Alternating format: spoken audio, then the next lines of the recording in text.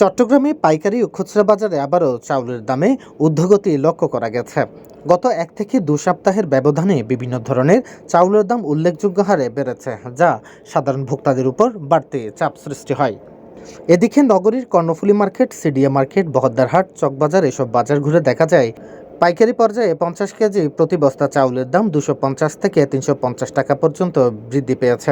একই সঙ্গে খুচরা বাজারে প্রতি কেজি 5 থেকে 60 টাকা বৃদ্ধি পেয়েছে। মিনিকেট, স্বর্ণা ও নাজিরশাহী সহ প্রায় সব ধরনের চাউলের দাম বেড়েছে। খুচরা বাজারে মিনিকেট চাল 85 থেকে 90 টাকা, পাইজাম 70 থেকে 75 টাকা এবং নাজিরশাহী 80 থেকে 90 টাকা বিক্রি হচ্ছে। নির্দিষ্ট জাতের চাল, বিশেষ করে সুগন্ধি চিনিগুড়া চালের ক্ষেত্রে সরবরাহ সংকট ও রপ্তানির প্রভাবেও দাম বেড়েছে বলে জানিয়েছেন ব্যবসায়ীরা। আপনার ধানের দাম বাড়তি, তো ধানের দাম বাড়তি হওয়ার কারণে আর মিলাররা বলতেছে যে এটা বন্যা প্লাস হলে ধানের দাম বাড়তির কারণে এভাবেই বাজারটা ঊর্ধ্বগতি হচ্ছে। এদিকে ক্রেতাদের অভিযোগ, নিত্য প্রয়োজনীয় পণ্যের ধারাবাহিক মূল্যবৃদ্ধিতে সংসার চালানো কঠিন হয়ে পড়েছে।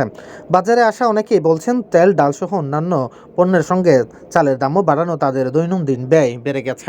Nakib Siddiqui, slogan news, Chittagong.